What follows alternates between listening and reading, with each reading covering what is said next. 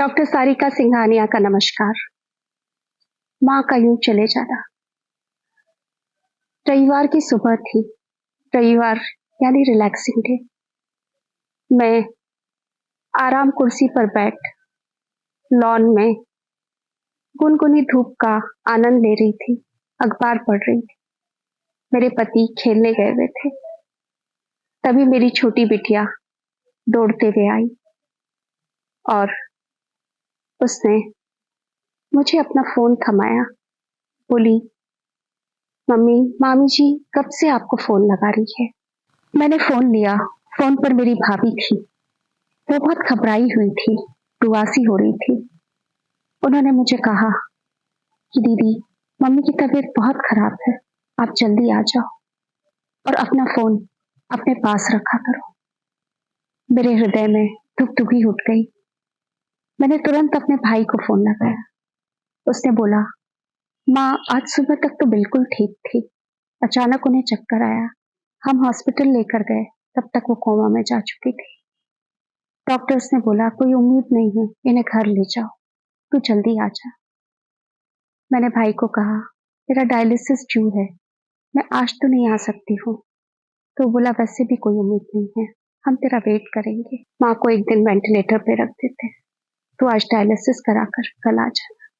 Sunday था, उस दिन जनरली डायलिसिस नहीं होती, पर इमरजेंसी में डॉक्टर ने मेरे लिए डायलिसिस अरेंज कर दी।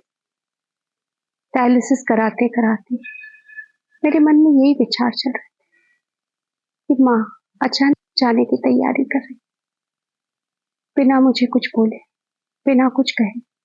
ऐसा कैसे हो सकता है।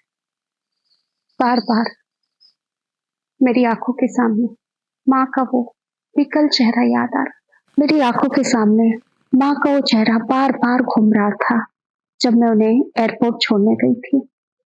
उनके चेहरे पर बहुत विकल थी, बहुत दुखी थी, और वो मुझे ऐसे देख रही थी मानो वो मुझे आखिरी बार देख रही थी।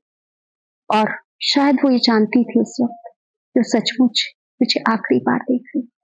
4 महीने मेरी बीमारी के कारण जब वो मेरे पास रही तो मुझे बोलती थी, बेटा कुछ बोला कर, बातचीत किया कर। पर मैं इतनी अपनी बीमारी से परेशान थी कि अपनी जो शारीरिक यंत्रणा है उसके बारे में माँ से बात करके मैं उन्हें इस उम्र में और मानसिक यंत्रणा नहीं देना चाहती। मैं अपनी बीमारी से सामंजस्य नहीं बिठा पा रही थी। मेरे मन में एक रोष था, एक गुस्सा था, जिसे मैं माँ के सामने जाहिर नहीं करना चाहती, इसलिए मैं चुप रहती थी। वो मुझे फिर से पहला सा देखना चाहती थी। बोलती थी, हंसा बुला कर तो जिंदगी आसान लगेगी। पर मेरा मन तब न बोलने का करता था, न हंसने का करता था। 4 महीने माँ मेरे साथ रही। मेरे लिए ईश्वर से कितनी दुआएं करती थी। उन्होंने ये नियम बना लिया था कि वो मेरे लिए नियमित रूप से 21 बार लोगत्स का पाठ करती थी। इंदौर जाने के पश्चात भी वो मेरा कुशल क्षेम पूछती रहती थी। अब भी कुशल क्षेम पूछने वाले बहुत रहे हैं, पर माँ जैसी ईमानदारी, माँ जैसा प्यार कहा। अगले दिन जब मैं इंदौर पहुंची, आईसीयू में गई, तो मुझे पता नहीं माँ को मेरे आने का आभास हुआ या नहीं हुआ। वहां पर सिर्फ एक सन्नाटा था, एक चुप्पी थी, एक दुख था, एक दर्द था, बस इसी का एहसास। कुछ घंटों वो हमारे साथ रही और हमेशा के लिए चली। मुझे उनके जाने के बाद मुझे बहुत सी चीजों का अफसोस है। अफसोस है कि मैं उनसे बहुत सारी चीजें साझा नहीं कर पाई, अपने दुख तकलीफ उनको नहीं बता।